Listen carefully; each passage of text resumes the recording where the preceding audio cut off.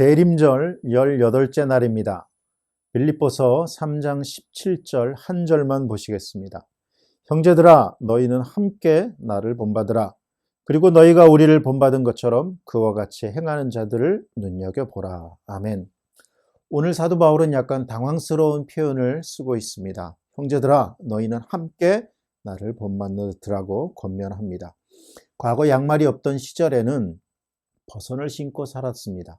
대부분 버선은 집에서 만들어 신었기 때문에 집에는 버섯 본이 있었다고 합니다. 직접 옷을 만들어 입는 집에는 옷 본도 있었습니다.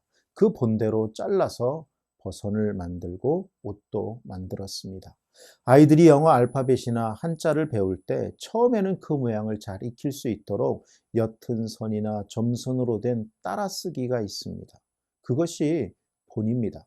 그런데 나를 본받으라는 이 말은 쉽게 할 수 있는 말이 아닙니다. 부모가 자식에게 내 형 본 좀 봐라, 내 언니 반만 따라가라 라는 말은 할 수 있지만 정작 형이나 언니가 동생에게 그렇게 말하는 경우는 거의 없습니다. 특별히 신앙의 경우는 더욱 그러합니다.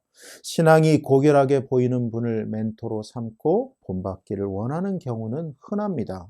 그러나 나를 멘토로 삼아서 나를 본받으십시오 라고 하는 사람은 본 적이 없습니다. 그렇다면 바울은 어떻게 이렇게 자신 있게 나를 본받으라고 할 수 있겠습니까? 그 근거는 그에게 또 다른 본이 있었기 때문입니다. 또 다른 본이 있었기 때문에 이렇게 자신 있게 말할 수 있는 겁니다. 고린도전서 11장 1절입니다. 내가, 바울이 말합니다. 내가 그리스도를 본받는 자 된 것 같이 너희는 나를 본받는 자가 되라. 내가 그리스도를 본받는 자가 된 것 같이. 바울에게는 그리스도라는 본이 있었습니다. 바울과 빌립보 교회 사람들은 물론 우리 모두에게 본이 되시는 분은 오직 예수 그리스도 한 분밖에 없습니다. 바울이 그리스도를 닮아가기 위해 몸부림친 것처럼 빌립보 교회도 우리도 그 몸부림을 본을 삼아 우리의 몸부림을 통해 그리스도를 본받고 그리스도를 닮아가는 그런 사람이 되는 것입니다. 그런데 오늘 우리는 이 말에 참 많은 부끄러움을 가지게 됩니다. 왜냐하면 대한민국에는 세계 제1, 2위를 다투는 그러한 교회들과 예배당이 참 많습니다. 그런데 정말 한국 교회가 이 믿지 않는 이 세상 속에서 정말로 본을 보이고 있는지요? 본이 별로 없습니다. 예수님을 믿는다는 것은 저런 분처럼 사는 것이야 라며 보여줄 만한 사람들이 죄송하지만 별로 없는 것 같습니다. 특히 저와 같은 목회자는 더욱 그러합니다. 교우들에게도 죄송하고 주님께도 더욱 면목이 없습니다. 누구나 그리스도를 만나기 전에 그리스도를 닮은 사람을 먼저 만난다고 합니다. 나를 통해서 그리스도를 알고 배우는 사람은 나를 넘어서는 그리스도인이 되기가 참 어렵다고 합니다. 내가 썬데이 크리스찬이면 내 곁에 있는 사람도 그렇게 될 가능성이 많습니다. 내가 겉은 기독교인인데 속은 세상적인 가치관에 물들어 사는 사람이라면 다른 사람도 그렇게 되도록 인도할 가능성이 많습니다. 자기가 그렇게 믿지 못하는 부분, 그렇게 살지 못하는 부분을 다른 사람은 그렇지 않도록 인도할 수는 없는 것입니다. 오늘 17절을요, 그 뒷부분을 세 번역으로 다시 한번 읽어드리겠습니다. 여러분이 우리를 본보기로 삼은 것 같이 우리를 본받아서 사는 사람들을 눈여겨보십시오. 바울은 빌립보 교회 사람들에게 자신을 본받으라고 하지만 정작 바울 자신은 지금 감옥에 있어서 빌립보 교인들이 어떻게 살고 있는지 그들의 삶을 들여다볼 수 없습니다. 또 자신을 보여줄 수도 없습니다. 그런데 빌립보 교회 안에는 사도 바울을 본받아서 사는 사람들이 있었던 것입니다. 그러니까 그들을 먼저 눈여겨보고 먼저 그들을 자세히 주목해서 보라는 것입니다. 그들은 디모데와 에바브로디도인데 바울은 자신과 디모데와 에바브로디도를 본받아서 사는 사람들을 눈여겨보라는 것입니다. 어렸을 때 운동장이나 운동장에서 운동 경기나 놀이를 할 때 금을 그어 보신 적이 아마 있으실 겁니다. 어떻게 그으면 바르게 그을 수 있을까요? 손에 작대기를 들고 먼 곳에 있는 움직이지 않는 한 지점을 정한 다음에 그것을 보고 쭉 그으면 됩니다. 그러면 구간은 바르지 않는 것처럼 보여도 전체적으로는 바른 선을 걷게 되지요. 만약 바르게 긋겠다고 땅만 보고 그으면 구간은 바른 것처럼 보여도 전체적으로는 휘어져 있는 것을 알게 됩니다. 그래서 예수 그리스도와 그를 본받은 산 사람들을 보고 살면 우리의 인생도 바르게 될 것이라는 거죠. 우리는 여기서 좋은 신앙의 원리를 하나 발견하게 됩니다. 바울은 예수님을 본받습니다. 디모데와 에바브로디도는 그러한 바울을 통해 그리스도를 본받습니다. 그리고 빌립보 교인들은 그런 바울과 디모데와 디도의 본을 통해서 또한 함께 그리스도를 본받게 됩니다.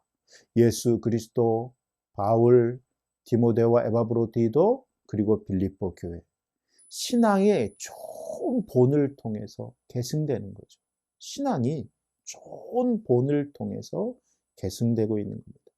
하나님께서 이제 막 이스라엘의 왕이 된 솔로몬에게 이와 같은 신앙의 계승에 대한 좋은 말씀을 하나 하셨습니다. 열왕기상 말씀입니다. 내가 만일 내 아버지 다윗이 행함같이 내 길로 행하며 내 법도와 명령을 지키면 내가 또 내 날을 길게 하리라. 다윗과 솔로몬은 신앙 승계의 한 모델입니다. 왕이 사역이 제대로 승계되려면 솔로몬이 아버지 다윗 신앙생활 전체를 잘 물려받아야 한다는 겁니다. 하나님께서 제시하시는 신앙 계승의 원리인 거죠. 한국 교회가 교회 세습 때문에 세상으로부터 많은 비판을 받고 있는데 여러분, 오늘날 한국 교회는 이러한 신앙의 건강한 사역 승계뿐만 아니라 자녀에게 신앙을 잇는 중요한 과제가 우리에게 있습니다. 교회 열심히 다녀라, 성경 읽으라 등 외적 행동도 우리가 가르쳐야 하지만 부모가 그리스도인을 본받는 삶을 먼저 보여줘요. 부모가 그리스도를 본받는 삶을 보여줘야 합니다. 바로 우리 한 사람에게 먼저 믿은 자로서 본을 보여야 될 책임과 동시에 그 본을 통해서 신앙이 계승되도록 하는 신앙 계승의 사명이 있다는 것을 우리가 오늘 말씀을 통해 다시 한번 깨달아야 되겠습니다. 그러기 위해서 우리는 더욱더 그리스도를 닮고 그리스도를 본받아야 하는 것입니다. 고린도전서 10장 1절 이하를 보면 이스라엘 백성이 출애굽하는 출애굽 사건을 예로 들면서 이렇게 말합니다. 모세에게 속하여 다 구름과 바다에서 세례를 받고 다 같은 신령한 음식을 먹으며 다 같은 신령한 음료를 마셨으니 이는 그들을 따르는 신령한 반석으로부터 마셨음에 그 반석은 곧 그리스도시라. 이스라엘 자손들은 그들이 생각하지 못한 방법으로 홍해를 건넜습니다. 그들이 홍해를 건넜다고 해서 그들이 입었던 옷이나 신었던 신이 바뀐 것은 아닙니다. 그들의 소유가 2배, 3배 된 것도 아닙니다. 그들의 키가 갑자기 자랐거나 외모가 멋지게 변한 것도 아닙니다. 더 나아가 그들의 지적 능력이 뛰어나게 되었거나 없었던 재능이 새로 생긴 것도 아닙니다. 표면적으로 바뀐 건 아무것도 없습니다. 하지만 그들에게 분명히 바뀐 게 하나 있습니다. 그들의 신분이 바뀌었어요. 건너기 전에는 노예였지만 건넌 후에는 자유인이 되었습니다. 전에는 애굽에 속해 있었지만 이제는 속해 있었고 어둠에 속해 있었지만 이제는 가나안에 속하게 되었고 약속의 땅 가나안에 속하게 되었고 빛에 속하게 되었습니다. 하나님께서 그들에게 신령한 음식을 먹이시고 신령한 음료를 마시게 했습니다. 그런데 그들이 마신 물은요, 그들이 노력해서 직접 찾아 마신 것이 아니라 그들을 따라다니는 신령한 반석에서 나온 것이었다고 말합니다. 그리고 그 반석은 예수 그리스도이십니다. 이스라엘 자손들이 40년 광야 생활을 이길 수 있게 한 원동력은 그들의 능력이 아니라 그 땅의 비옥함이 아니라 바로 이러한 주님의 공급이 있었기 때문입니다.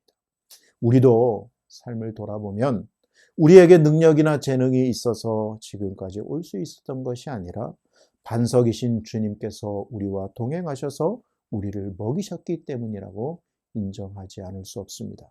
찬송가 384장 2절의 가사가 이렇습니다. 나의 갈 길 다가도록 예수 인도하시니 어려운 일 당한 때도 족한 은혜 주시네. 나는 심히 고단하고 영혼 매우 가라나 나의 앞에 반석에서 샘물 나게 하시네. 나의 앞에 반석에서 샘물 나게 하시네. 코로나19로 많이 어려운 가운데 있는데 주님께서 우리에게 이런 샘물이 되시고 그 영원한 반석에서 솟아나는 샘물을 마시는 저와 여러분이 되었으면 좋겠습니다.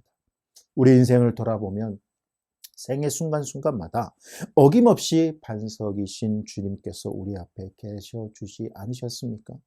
우리의 영원한 반석이신 주님은 멀리 떨어져 계신 것이 아니라 우리 앞에 샘물나게 하기 위해 우리에게 영원한 생명수를 마시게 하기 위해 이 땅에 인간의 몸으로 태어나셨습니다.